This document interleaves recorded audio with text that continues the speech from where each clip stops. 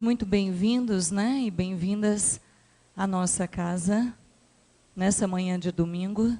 Enquanto o pessoal vai se organizando, chegando e se acomodando, nós vamos fazer, né, a nossa prece inicial, nós vamos nos organizando também interiormente para receber, né, as palavras preciosas que são trazidas para a gente essa manhã e as reflexões preciosas a partir destas palavras.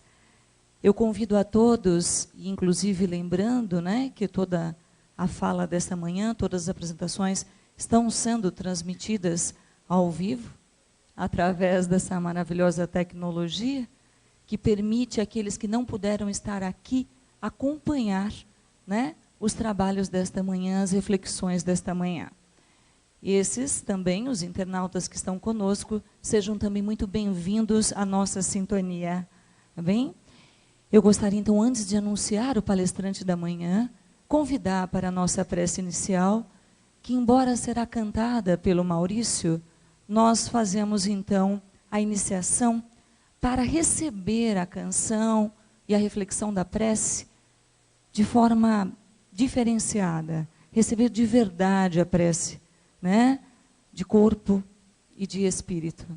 Que nós fechemos nossos olhos neste momento, que é uma forma física de nos desligarmos um pouquinho, né, do externo, nos desligarmos um pouquinho dos barulhos, das visões externas e enxergarmos um pouquinho com os olhos para os nossos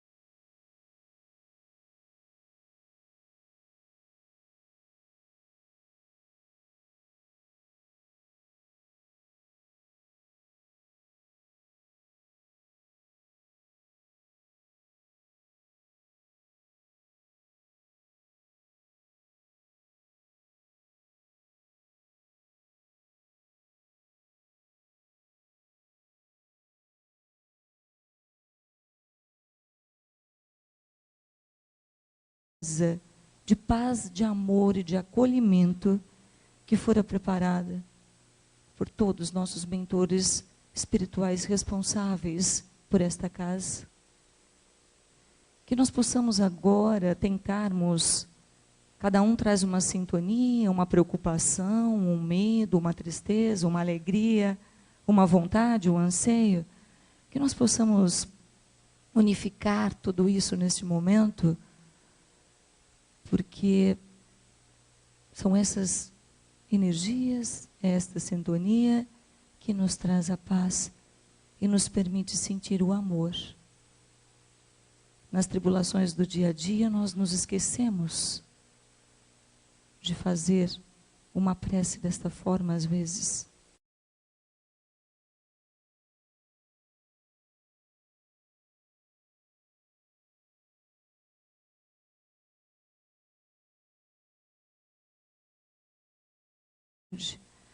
Que nós possamos expressar nossa gratidão por esta manhã, pelo aprendizado, pela nossa família, nosso trabalho, e também por todas as adversidades que tanto nos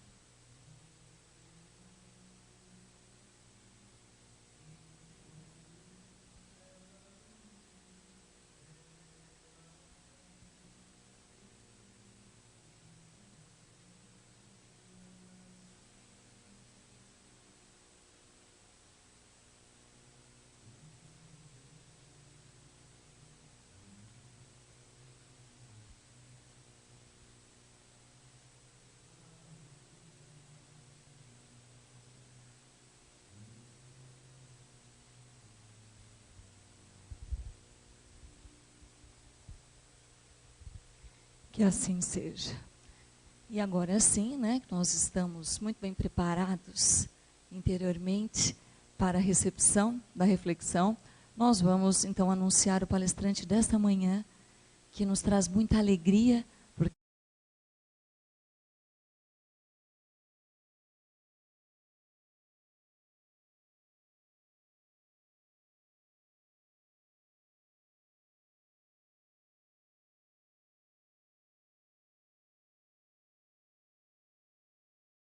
palestrante espírita, que tenho certeza vocês apreciarão e terão muito carinho, né, pela sua apresentação. O Felipe é ex-funcionário, né, do Banco do Brasil, hoje é professor universitário e palestrante em escolas, em centros, em casas espíritas, e palestrante por todo o Brasil. Está aí levando, né, conhecimento sobre a doutrina para todos nós, graças a Deus. O senhor Felipe Salomão falará hoje sobre um tema precioso, quando ele anuncia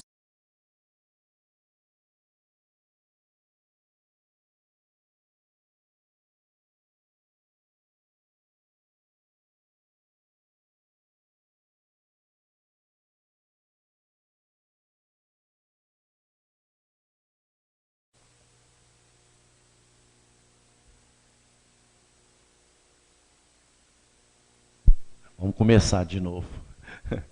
Meus irmãos, minhas irmãs, que as bênçãos de Jesus nos reconfortem o coração nesta manhã. Antes de iniciarmos o tratamento do tema, eu quero agradecer aos dirigentes da casa por nos haverem cedido espaço para aqui estarmos apresentando as nossas ideias. Para começar a nossa conversa dessa manhã, eu gostaria de fazer uma pergunta para vocês. Quem quer ser feliz aqui, levanta a mão. Bem, esta tem sido a resposta que eu obtenho sempre quando eu falo sobre este assunto. Isso vem mostrar para nós que a felicidade é um desejo de todo mundo. Todo mundo anseia pela felicidade. E a outra conclusão que nós tiramos é se ainda queremos ser felizes, é porque não somos. E esta é a questão. Por que é que nós não somos felizes? Qual a razão pela qual ainda não somos felizes? De imediato, o que a gente pode dizer é que muitas vezes nós não somos felizes porque achamos que felicidade é alguma coisa fora de nós. Então ficamos pensando que felicidade é ter um carro novo, ou ter uma casa bonita, ou fazer uma viagem, uma joia qualquer que a gente queira. E quando nós obtemos estes valores que estão fora de nós, cessa todo a nossa alegria, porque já obtivemos. É por isso que os antigos diziam que a espera do beijo é melhor que o próprio beijo. Porque aquela expectativa da felicidade é que vai alimentando a nossa alma. E quando a gente consegue o que quer, morreu a felicidade. A segunda coisa que a gente pode concluir é que a felicidade não é ter, é ser. Porque enquanto ter é um estado transitório, ser é um estado permanente. Então, quando nós temos alguma coisa e temos momentos de felicidade com aquilo, se perdemos o bem, perdemos a nossa felicidade. Agora, quando somos felizes, aí então é diferente, é para sempre. É um estado da nossa alma. Muita gente também não é feliz porque fica ligada ao passado, fica presa ao passado. A pessoa olha para a sua vida que já passou e diz de si para si mesma: naquele tempo eu era tão feliz e agora estou aqui sofrendo. O passado tem que ser para nós alguma coisa de referência, mas não de prisão. Não pode ser uma grilheta onde nós amarramos a nossa perna e ficamos presos para sempre. Ele tem que ser apenas uma referência. Se naquele tempo eu estava em uma situação na qual eu me sentia feliz, eu tenho que trazer esses reflexos para o presente para continuar a minha caminhada, embora compreendendo, como disse Jesus, que a felicidade plena ainda não é deste mundo. Ainda, porque vai ser. Então, nós não podemos ficar presos àquele passado que nos fez sofrer, provavelmente, e que agora está refletindo no nosso presente. Passado é passado. Temos que ter a sabedoria de virar a página da nossa vida e começar de novo, tocar para frente, seguir adiante, porque se ficarmos presos àquele passado, nós nunca vamos conseguir a nossa felicidade. Algumas pessoas também não são felizes porque ficam com medo do futuro. Elas ficam preocupadas com o futuro. E tanta notícia triste aí na televisão, as guerras, os acontecimentos, as dificuldades da vida, o mundo em tribulação, que a pessoa diz: ai meu Deus, como é que vai ser amanhã? O que vai acontecer com o mundo amanhã? Então as pessoas se preocupam tanto com o amanhã ou com o ontem que esquecem de viver o hoje. E o nosso momento é agora, porque como diz o Dalai Lama, ontem e amanhã são dias que não existem. O que existe é o hoje. Do que adianta eu me preocupar com o amanhã que ainda não aconteceu? Ah, mas eu estou prevendo, eu estou com precaução. Sim, isso é prudente, mas nós não podemos tentar controlar todas as variáveis, porque isso foge da nossa competência. Só Deus sabe tudo. Então nós podemos pensar no nosso limitado, dentro das nossas possibilidades, mas não podemos ver todas as variáveis, porque elas fogem da nossa capacidade. Nós, os espíritas, ainda temos um problema mais sério. Nós ainda ficamos pensando na próxima reencarnação. Meu Deus, agora como é que vai ser? E esquecemos de verificar que nem tudo está do jeito que nós pensamos, e que para nós também funciona a misericórdia divina. Não quer dizer com isso que nós vamos usar esse desculpismo para falar: ah, vamos deixar para a próxima encarnação que eu resolvo. Não pode, porque nós não sabemos como vai ser a próxima reencarnação, em que circunstâncias nós vamos estar aqui na Terra. Não são as atuais, claro que não são, porque até o mundo mudou, até a vida já mudou, mas nós não podemos ficar tão preocupados com o futuro a ponto de prejudicar o nosso presente. Os antigos diziam: o futuro a Deus pertence.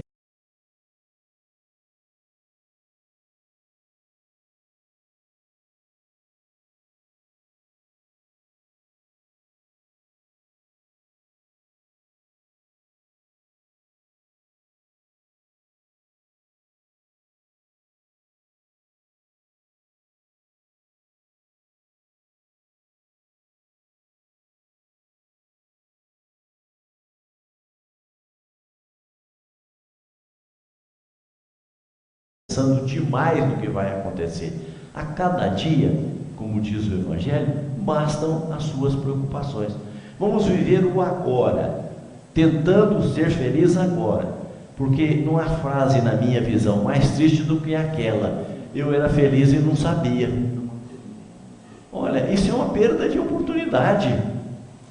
Nós temos que aproveitar a oportunidade agora, vivenciar a felicidade agora, do jeito que estamos, com quem estamos, da maneira que estamos, enfim, do jeito que é a nossa vida. Muita gente também não é feliz porque encara a vida como um peso, como um pagamento. Nós nos esquecemos de um aspecto da reencarnação, que é aquele de estarmos aqui aprendendo. A reencarnação é uma oportunidade que Deus nos dá para nós que temos a obrigação de vivenciar as experiências reencarnatórias, aproveitarmos para aprender. Então nós ficamos apegados só no pagamento. Eu tenho um colega que diz assim, que os espíritas acham que quando o bebê nasce, ele já nasce com um carnê de pagamento amarrado no pé, porque já vem com um carnê para pagar. Claro, nós estamos aqui, o mundo é de expiação e provas, nós viemos para expiar mesmo, mas não só para isso, para expiar, mas também aprender com a expiação. Mas tem muita gente que se apega só nesse processo.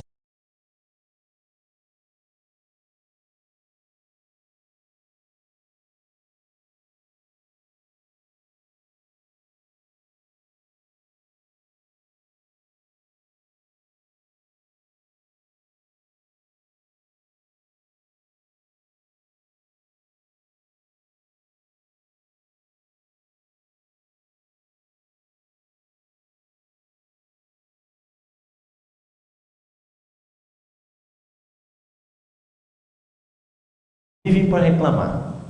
E aí eu me lembro de uma história contada pelo Espírito Humberto de Campos, de um indivíduo que vivia reclamando, reclamava de tudo. Era um daqueles que vivem falando. Quando a gente encontra na rua, quando a gente vê essas pessoas, meu Deus, ele só vem para reclamar. Se a gente puder, até muda o caminho, porque ele só vem para falar de coisa triste, só vem para reclamar. A vida para ele é um muro escuro, onde ele só vê o lado negro da vida, é o muro das lamentações. A pessoa só reclama. Esse indivíduo só reclamava de tudo. De tanto ele reclamar, os mentores espirituais encarregados da sua reencarnação, como traduzir o anjo de guarda dele, resolveu dar uma oportunidade para ele. Então, quem sabe a gente o leva para o plano espiritual e ele lá vai ver a vida com outros olhos, vai mudar a sua perspectiva. E assim como acontece conosco quando vamos dormir, ele foi retirado do corpo e levado. O mentor pegou na sua mão e levou-o para uma sala onde estavam diversas cruzes, porque ele dizia assim: nossa, acho que Deus enganou-se comigo, porque a minha cruz é muito pesada, eu sofro demais. Eu olho o vizinho, ele está feliz, está alegre, a vida vai bem. Eu olho para o outro vizinho, está tudo certo, carro novo, os filhos muito bem, e eu só porque acho que Deus se enganou no meu caso, a minha cruz é muito pesada. Ele foi levado então para uma sala, era a sala das cruzes, para que ele escolhesse uma outra cruz. Eu não estou com isso incentivando que a gente fique reclamando para mudar o programa, não, porque cruz significa programa reencarnatório, é aquilo que nós reencarnamos para cumprir aqui na Terra. E diz André Luiz que quando a gente reencarna, a gente vem com o PSP. Não pense que é partido político, não. PSP quer dizer Programa de Serviços do Pai. Quando a gente reencarna aqui na Terra, a carne abafa o nosso entendimento de tal forma que nós mudamos de partido. Saímos do PSP e vamos para o PSE. Ao invés do programa do Pai, nós passamos a fazer parte do partido de satisfação do nosso eu. Aquele indivíduo que pensa assim: em primeiro lugar eu, em segundo lugar eu, em terceiro lugar eu, e se sobrar tempo eu também. Quer dizer, ele é o centro do mundo, o mundo gira em torno dele. Se as suas vontades, os seus desejos, as suas aspirações não estão satisfeitas, ele se diz infeliz, porque ele não percebeu que ele é um dente na engrenagem, que ele é alguém importante, mas não o mais importante, porque todos somos importantes, mas não os mais importantes. Bem, o indivíduo foi levado para a sala de cruzes e os mentores disseram para ele: agora você olha aí as cruzes e vê qual é que é mais compatível com aquilo que você quer. E ele ficou lá um bom tempo olhando, encontrou cruzes compridas, altas, pesadas, leves, enfim, encontrou cruzes de todos os tipos, quer dizer, encontrou programas aqui na Terra de todos os tipos. Até que olhando no cantinho do quarto, ele viu uma cruz pequenininha, levezinha. Ele colocou no ombro e disse: essa que eu quero, não aquela que eu estou nela, porque essa daqui é de acordo com as minhas forças. E foi lá, colocou a cruz no ombro, é essa que eu quero. Saiu e os espíritos perguntaram para ele: pois então, você escolheu a cruz? Sim, escolhi. Olha lá qual é o número que ela tem. Digamos que ele tenha dito 34. Os mentores foram no computador, olharam lá 34, digitaram 34. Quando eles olharam o nome, começaram a rir. E ele não entendeu. Mas por que vocês estão rindo? Porque essa cruz já é sua. entenderam o ensinamento? Quantas vezes nós achamos que estamos atravessando alguma coisa mais do que nós podemos, e na verdade nós estamos fazendo o mínimo. Ainda ontem eu dizia lá na comunidade que a gente pensa que está pagando muito. Eu vou falar um segredo para vocês. Infelizmente nós estamos pagando só 10% do que nós devemos. Porque se a gente for olhar aquilo que a polícia chama de capivara, a ficha nossa, se nós formos olhar a nossa ficha, nós vamos ver que nós estamos comprometidos demais, porque somos espíritos que já vivenciamos experiências negativas ao longo do tempo. Então, para poder avançar um pouco mais, porque a gente vê que os nossos queridos estão lá na frente e nós estamos aqui atrás, e perguntamos para os mentores: como é que eu faço para dar um pulo lá para frente? E os espíritos falam: você tem que enfrentar os seus problemas, a sua própria consciência, porque não é Deus que fica nos policiando. Deus não é policial, Ele não fica anotando, fez uma coisa errada, fez uma coisa certa. Não é assim. Deus tem muito mais o que fazer. É a nossa própria consciência, e diz o livro dos Espíritos que a lei de Deus está escrita na nossa consciência, na resposta à pergunta 621. Então, se a nossa consciência tem a lei de Deus, toda vez que nós cometemos uma infração, a lei registra, a nossa consciência marca. Então não tem um tribunal para nos julgar, não é Deus que nos condena, somos nós mesmos, a nossa consciência que revela o que é que nós somos. E quando nós queremos avançar espiritualmente, temos de enfrentar essa nossa consciência. E aí os espíritos falam: bem, então, seu problema é esse, o que você quer fazer?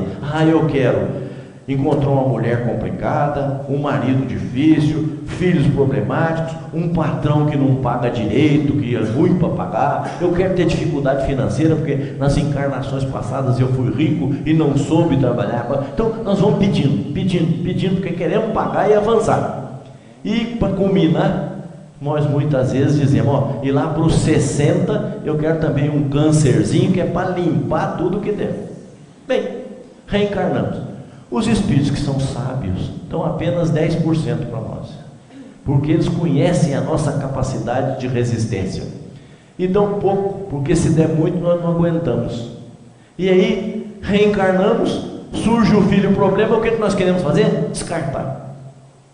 Surge a mulher complicada, o que nós fazemos? Separar. O marido difícil, o que nós fazemos? Largar para lá. Porque é essa a nossa visão aqui da Terra, no mundo, porque nós não entendemos que a visão espiritual é muito mais ampla, muito mais avançada, muito mais adiantada. Então, vamos carregar a nossa cruz, humildemente, como fez Jesus quando estava submetido ao patíbulo da cruz. Quando nós dizemos para as pessoas que é preciso carregar a cruz, e que a felicidade não é algo que a gente compra no supermercado, nem na farmácia, que a felicidade é uma construção, ela não é uma conquista. Muita gente fala: eu quero conquistar a felicidade. Ela não existe. Conquistar não conquista a felicidade. A gente constrói a felicidade, minuto a minuto, hora a hora, no nosso dia a dia, não lá fora, mas aqui dentro de nós. Construindo a felicidade de que jeito? Através do nosso próximo, do nosso semelhante, daqueles que convivem conosco. Porque Emmanuel, o médium, aliás, o espírito que orientava o médium Chico Xavier, sempre dizia que o próximo é a ponte que nos aproxima de Deus, e Deus é a felicidade suprema. Então, para chegar à felicidade que nós almejamos, nós temos que passar pela ponte que se chama próximo, caminhar com o nosso próximo. E Lulu Parola, um poeta escrevendo por Chico Xavier, disse assim: verdade que encontrei gravada em velha apostila, quem quiser felicidade, que trate de distribuí-la. Olha que visão diferente que o poeta dá. Quem quiser felicidade, que trate de distribuí-la. Não é juntar, é distribuir, porque ensinam para nós os espíritos que nós temos o que damos. Ora, como é que eu quero ter felicidade se eu não dou felicidade? De que jeito? A vida responde para nós na medida que nós atuamos com ela. É aquela bola que a gente joga na parede. Com a força que nós jogamos, ela volta para nós.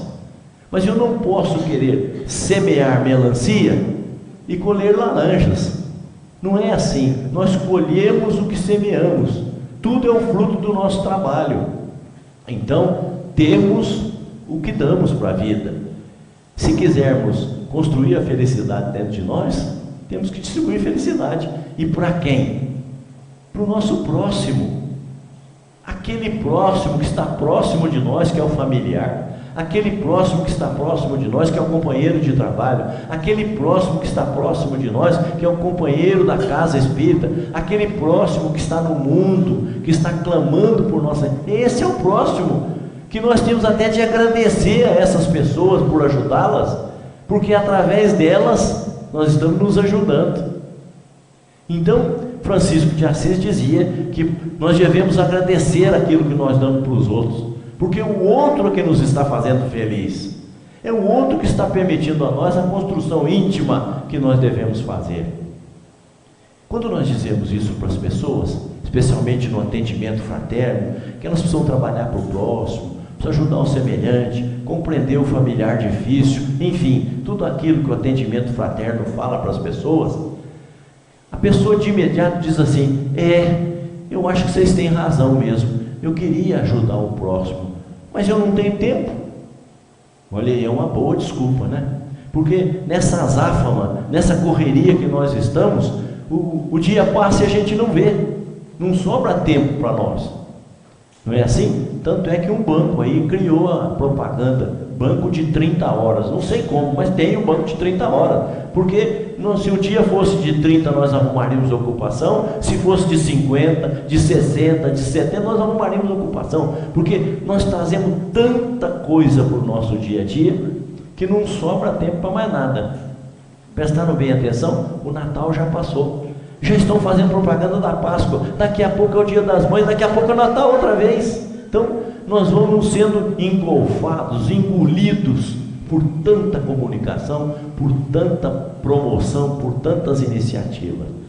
Mas nós precisamos aprender com os psicólogos, que estudando o assunto dizem que o tempo é questão de administração, que nós precisamos administrar o nosso tempo. Administrar de que maneira? Criando as nossas prioridades, não deixando o tempo nos levar. Nós devemos levar o tempo, é o contrário. Criando as nossas prioridades. Qual é a minha prioridade? O que é principal para mim? É realizar o principal e não nos deixar conduzir ao léu sem tomar nenhuma providência. Como é que a gente fala falta de tempo quando tem a final do campeonato mundial? Todo mundo arruma tempo para assistir. Por quê? Porque dosou o seu tempo, vou fazer isso, vou fazer aquilo, quer dizer, contornou os problemas. Vocês acham que alguém perde o último capítulo da novela? Não perde, porque se programa para isso, controla o seu tempo. Então é possível controlar o tempo, criando prioridades.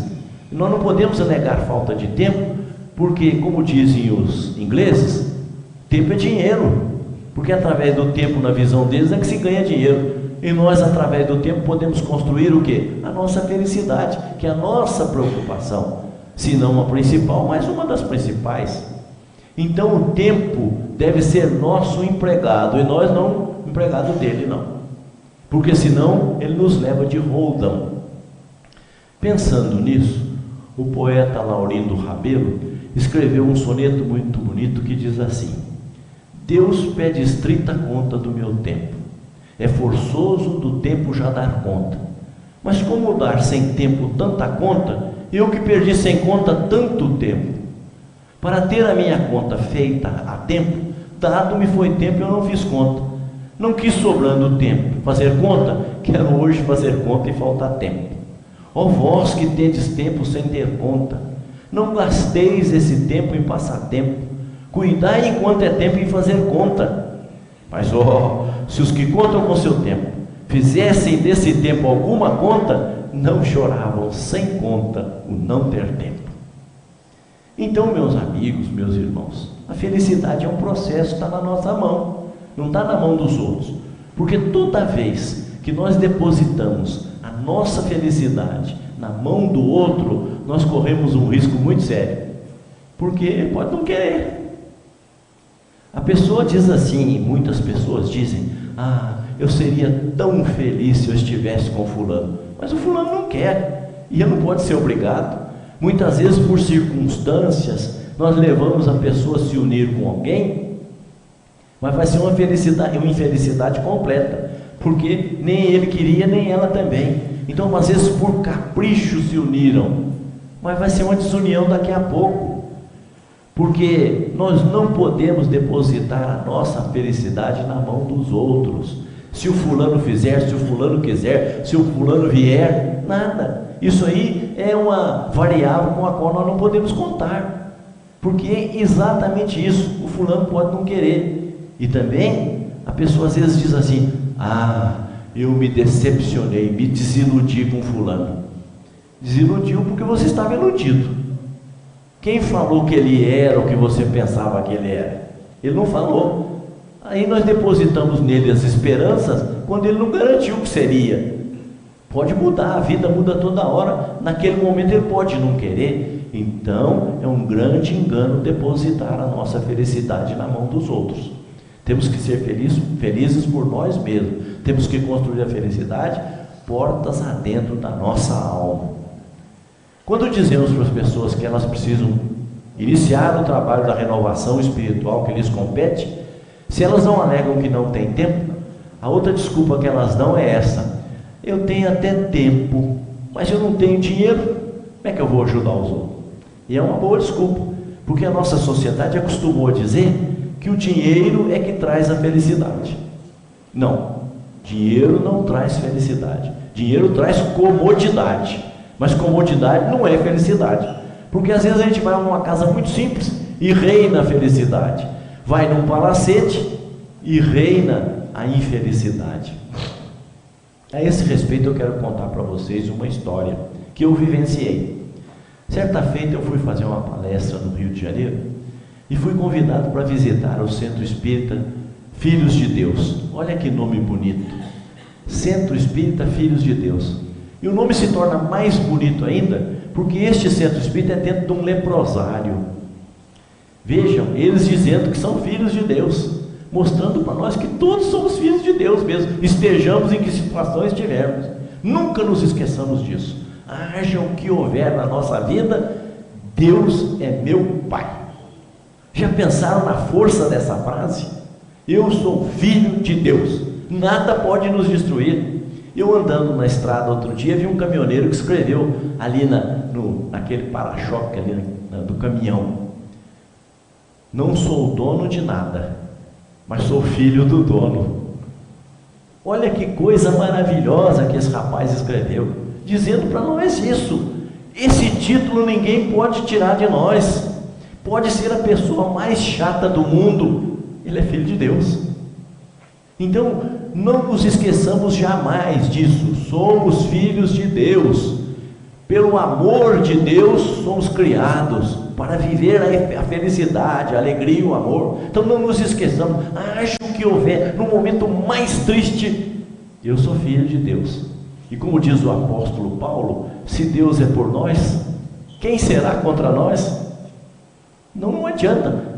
A paternidade divina é o maior galardão que nós possamos possuir, que nós podemos possuir.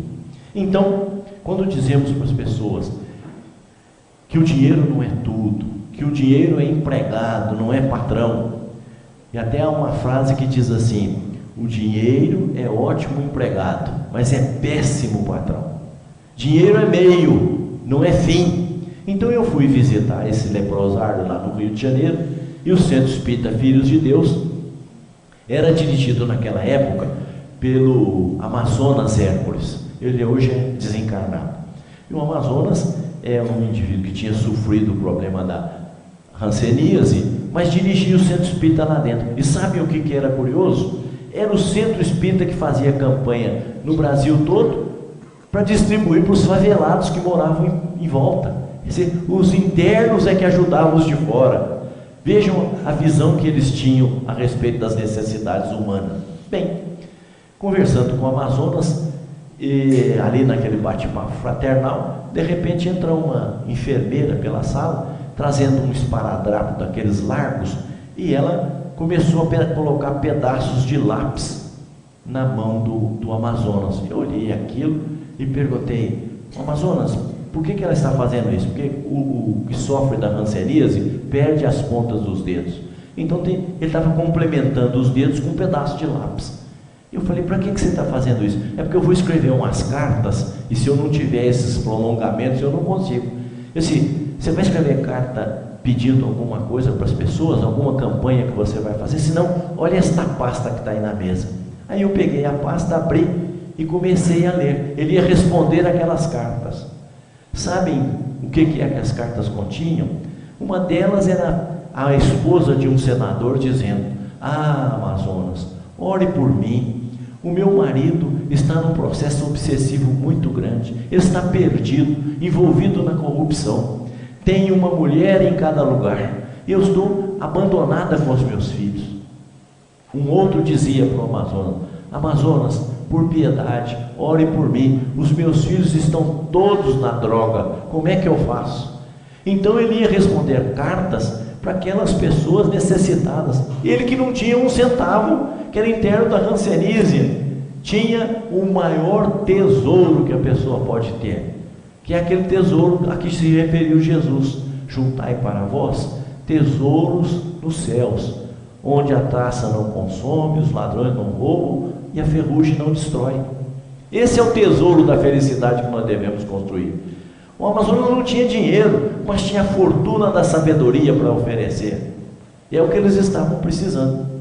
Quanta gente pensa que o dinheiro resolve o problema, mas quanta gente também sabe que o dinheiro não cura determinadas enfermidades.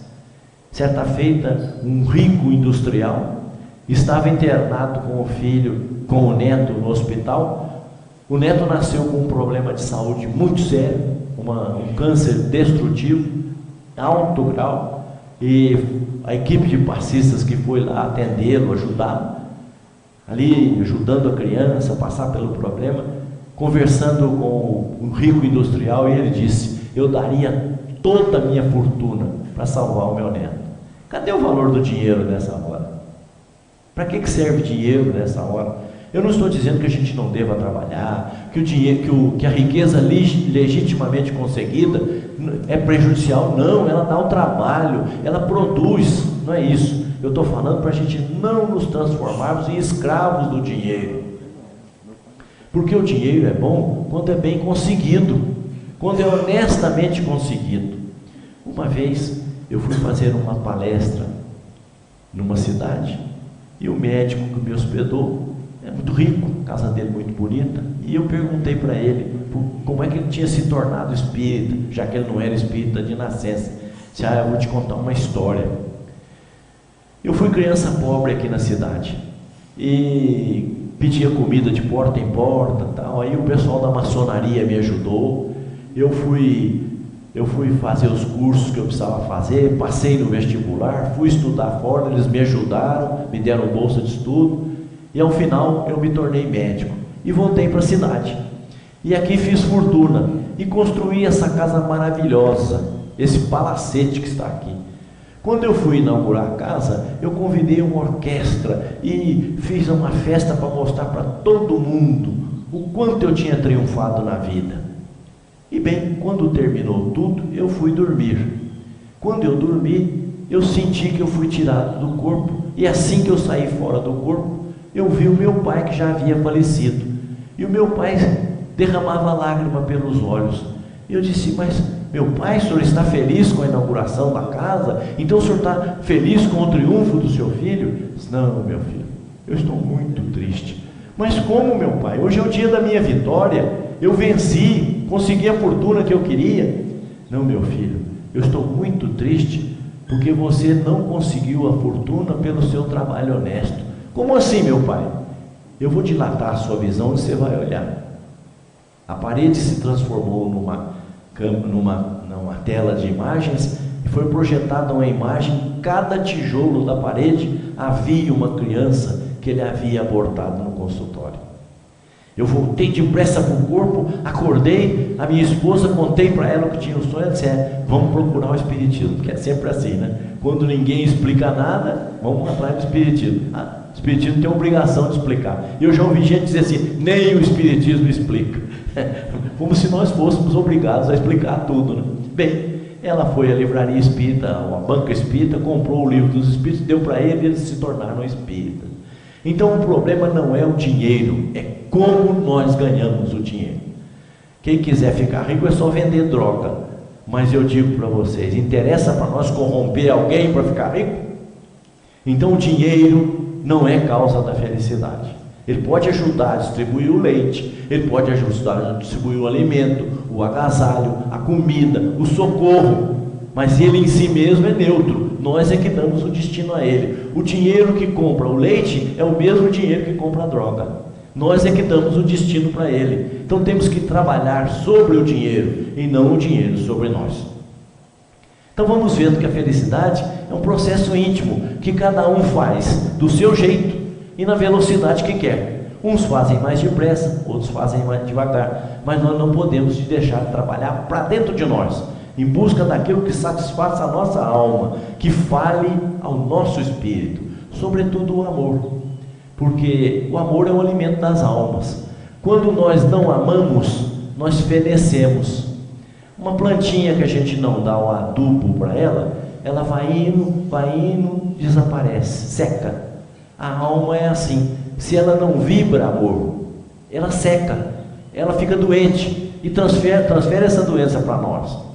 É por isso que Francisco de Assis, na sabedoria dele, dizia: Senhor, que eu não procure tanto ser amado quanto amar, porque é melhor amar do que ser amado. Quando a gente ama, a gente constrói a felicidade dentro de nós.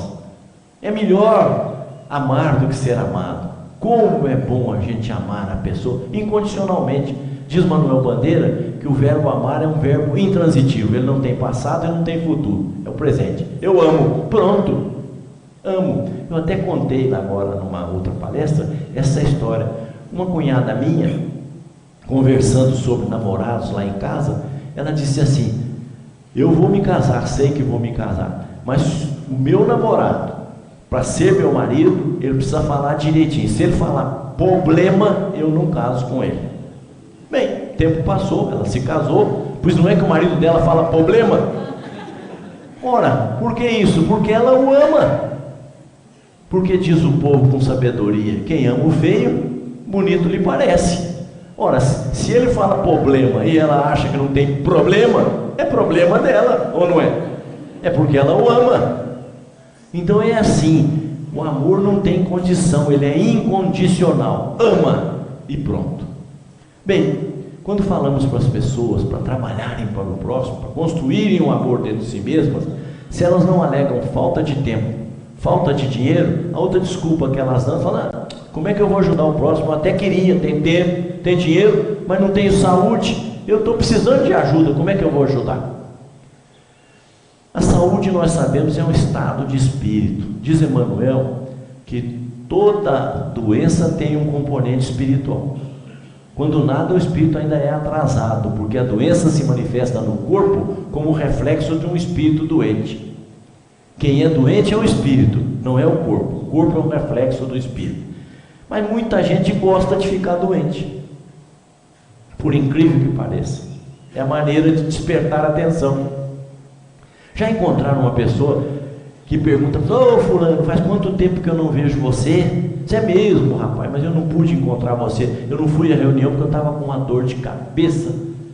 Dor de cabeça? É porque você não viu a minha. Quer dizer, a pessoa tem prazer em ter dor de cabeça maior do que a do outro. Quer dizer, gosta de sofrer. E aquelas pessoas que ficam renitentes no sofrimento, não melhoram, vão no médico, vão no centro, vão ali, vão aqui e não melhoram. Por quê? Porque não querem melhorar, querem ficar doentes. Elas são doentes de espírito. Para elas a doença é como dizer assim: ô fulano, eu estou aqui, viu? Despertar o carinho dos familiares, a atenção das pessoas.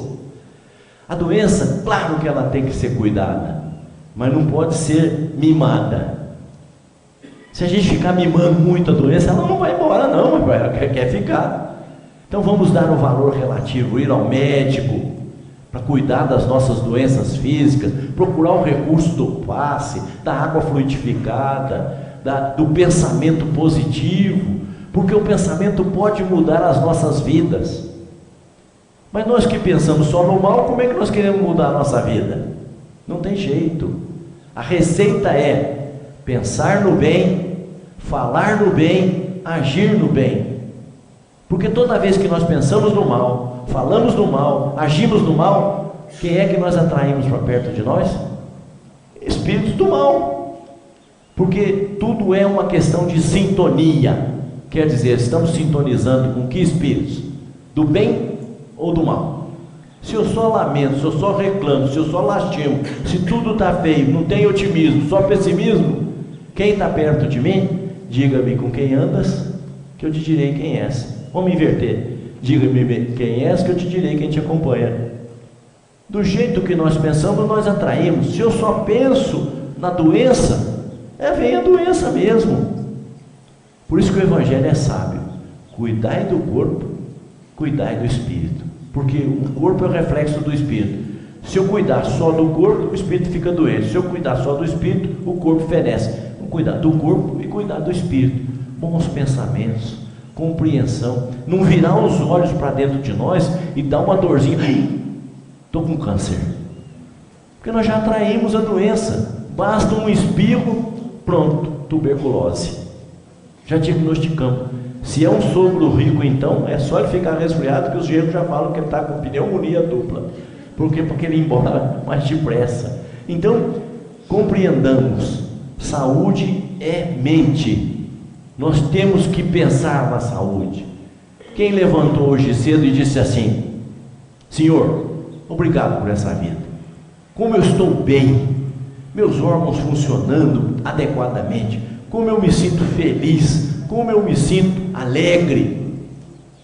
Tem tanta gente que levanta cedo e diz assim: hoje vai ser um dia daqueles. E vai ser mesmo. Ela está chamando o dia: vem cá, eu quero problema. Ao invés de levantar e dizer assim: hoje vai ser um ótimo dia para eu realizar todas as minhas aspirações.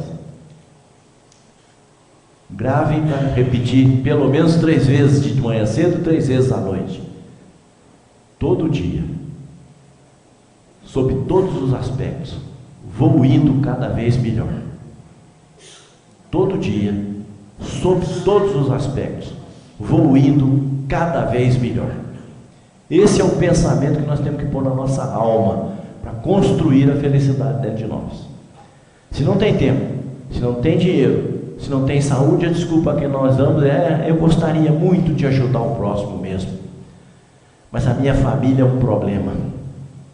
No geral, nós é que somos problema para a família, porque ninguém de nós está reencarnado no lugar errado.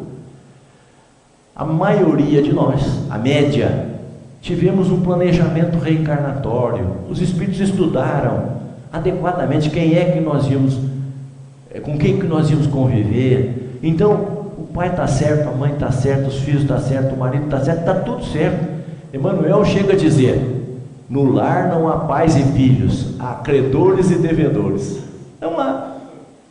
Vamos lá, juntamos aqueles que nos amam, aqueles que não nos amam muito, e vamos tentar levar o caminho para frente, que esse é um processo que a lei encontrou para ir desbastando as nossas arestas e levando-nos para o caminho melhor. Então não adianta querermos escapar da família. Estamos no lugar certo, com a pessoa certa, no momento certo, tudo certo, não tem nada errado. Ou a providência divina falha. Então não adianta reclamar. Certa feita, eu ouvi um programa de televisão, em que o orador explicava uma história que eu achei muito bonita e que eu vou repetir para vocês. Ela disse que um indivíduo ia caminhando por uma estrada, quando ele passou por um local que estava uma seta indicando felicidade. Quando ele viu aquilo, então, opa, eu quero, como nós falamos hoje, quero felicidade. Então havia uma pessoa ali do lado e disse: como é que eu faço? É só subir aqui para ser feliz? É é só subir aqui que você vai ser feliz. É só isso, só que tem que levar essa cruz. Ele olhou a cruz, pesada, mas eu quero ser feliz, vou subir. Pôs a cruz nas costas e começou a subir, levando aquela cruz. Quando ele tinha andado mais ou menos 1 hora, ele estava cansado. Disse, nossa, mas como é difícil subir com essa cruz. Eu puxo para frente, ela puxa para trás. É um peso danado. Eu acho que eu vou abandonar. Não, mas eu não posso abandonar. Eu quero ser feliz. Olhou para a esquerda, não tinha ninguém. Olhou para a direita, não tinha ninguém. Ele viu uma pedra, colocou a ponta da cruz sobre a pedra, quebrou uma ponta, a cruz ficou mais leve. Ele pôs sobre o ombro e continuou andando. Subiu mais 1 hora de caminhada e estava cansado mesmo, exausto. Aí, eu acho que eu vou desistir, não aguento não. Mas ele olhou para trás e viu o longo caminho que ele tinha caminhado. Será que eu vou jogar isso fora? Não. Olhou para a esquerda, não tinha ninguém. Olhou para a direita, não tinha ninguém. Tinha uma pedra, ele colocou a cruz ali, a ponta da cruz, bateu, quebrou. Ela ficou mais leve e ele subiu, continuou subindo. Andou mais 1 hora. Quando ele estava queimado pelo sol, os pés todos lanhados, cheio de feridas, machucado, vou desistir, não aguento, é muito para mim. Quando ele olhou para frente, estava ali o tope do morro. Ele disse, não, agora eu não posso desistir, eu já passei essa caminhada toda, eu vou para frente. Olhou para a esquerda, não tinha ninguém. Olhou para a direita, não tinha ninguém. Tinha uma pedra, colocou a ponta da cruz ali, quebrou um pedaço e subiu. Quando ele passou o tope do monte, que ele olhou, tinha uma casa muito bonita, escrita assim, felicidade. Ah, cheguei, agora eu vou mergulhar na felicidade. Quando ele estava fazendo essas conjecturas, aproximou-se dele um anjo e disse, você vai mergulhar na felicidade? Ah, vou, eu subi esse morro todo para mergulhar lá. Ele disse, olha nos seus pés. Quando ele olhou, tinha um fosso imenso para ele passar. E como é que você vai passar esse fosso? Eu tenho a cruz aqui, então experimente. Quando ele experimentou a cruz, não dava o tamanho. O anjo falou para ele, agora você vai descer, vai pegar todos os pedaços, emendar, subir de novo, para você poder passar o fosso e ser feliz. Na nossa vida é assim. Nós queremos descartar o filho, que é problema, a esposa, que é complicada, o marido, que é difícil, o chefe, que é incompreensível, sempre os outros. Nós nunca somos nada, porque quem é culpado são os outros, não eu mesmo. Quer dizer, o mundo gira em torno de mim. Então, muitas vezes reencarnamos para buscar aqueles que nós deixamos no caminho. Então é prudente que agora nós façamos isso, completemos a nossa felicidade com aqueles que estão conosco, para sermos construtores da nossa própria felicidade. E aí nós vamos lembrar das palavras do poeta, que diz assim: quando a luta te deixe em plena estrada, qual tronco a sós, sem flores e sem frondes, na secreta renúncia que te arrimas, bendita seja a lágrima que escondes. Quando a dor te converta a vida em rede estranha de sinistras horas, mesmo nas raias do suplício extremo, bendita seja a lágrima que choras. Quando a prova te assalte o semelhante, na dor de sendas ásperas e incertas, na simpatia que te inflama o peito, bendita seja a lágrima que ofertas. Quando, porém, caminhas na bondade, a que nobre e sereno te conjugas, muito acima das lágrimas que vertes, bendita seja a lágrima que enxugas. Muito obrigado. Muito obrigado. Muito obrigado.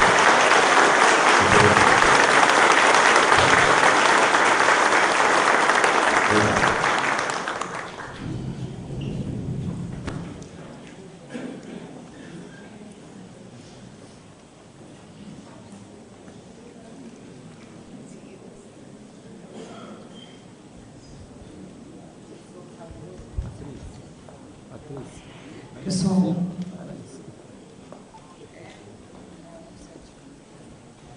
nossa extrema gratidão, né? Já vimos a participantes iniciar. Eu tinha dito que seria assim uma brilhante explanação, como sempre tem sido, e as nossas reflexões continuarão a partir desse prenúncio, pode ter certeza. Muito obrigada, Sr. Felipe. pela disposição, né, pela organização das ideias e por nos facilitar, né, pensamentos que às vezes ficam, reflexões que às vezes ficam esquecidas. Muito obrigada de coração. Eu tenho alguns recadinhos antes da prece final e temos também o sorteio, né, de um livro e de 2 telas, está ali já à disposição, que são presentes, né, da casa e que são aqui feitas no trabalho de pintura mediúnica que a gente explana em todos os domingos, né? O primeiro recado é sobre realmente o livro que está à disposição, lá no final com o Márcio, com a Ailton, com o pessoal, Rastros de Dor. É uma indicação do Orson e também, né, do Ailton, do pessoal que já fez a leitura do livro. E aqui é muito interessante porque é uma história, um romance espírita, mas baseado em uma história real, né, que se inicia num processo na Espanha, no século XV, e conta, né, a história de todo o sofrimento da rainha Joana, que foi chamada Rainha Louca, para aqueles que têm contato aí com a história, né, a trágica morte de Dom Fernando, e depois passa por todo um processo da espiritualidade e a história vem findar com reencarnação aqui no Brasil, já no século XX. Tá? Então fica a indicação, excelente leitura, com certeza a todos. Está à disposição daqueles que fazem parte do Clube do Livro, dos que não fazem e querem adquiri-lo, e daqueles que querem fazer parte do Clube do Livro. Tá? O Márcio está à disposição para atendê-los ali atrás. Tudo bem? O segundo recado é do pessoal da Casa Espírita do Bezerra, que... posso sair daqui, senão perde a transição. No dia 31 de janeiro, a última terça-feira de janeiro, ocorrerá uma palestra lá que será única na cidade, é o único centro que o Isaías estará presente, com o Isaías Claro, que já esteve nessa casa, que vocês conhecem, né? E ele será o único centro que ele poderá estar. Então são todos convidados, 31 de janeiro, última terça-feira do mês, no Bezerra, tá bom? E agora eu gostaria de pedir ajuda do senhor Felipe com relação a 3 números, né, de 1 a 200, que corresponderão ao sorteio de 2 telas e um livro, tá bom? Número 55. 55 está aí? Muito bem. A senhora do final, por gentileza, procure a Eliane. Quer já entregar ou pode ser lá? Para a gente finalizar, né? O pessoal vai para o passe, pode ser? Então a senhora, por gentileza, procure a Eliane e o Márcio. Outro número? 35. 35, controle. Os números estão naquela prece entregue no início da palestra. 35? Não? 170. Fiquem atentos aí os números. Sim, está ali. Ótimo. Mais uns. 88. 88. 88? Não? 100. Número 100. Ok. Aqui. Ótimo. Aos 3, parabéns. Receberão então um livro e 2 telas. Tá bem? Muito obrigada pela presença de vocês. O Maurício fará então a nossa prece final, nossa expressão de gratidão mais uma vez ao senhor Felipe, um excelente retorno, né, aos seus trabalhos, à sua casa, e nós, depois da prece final, teremos então o passe. Maurício.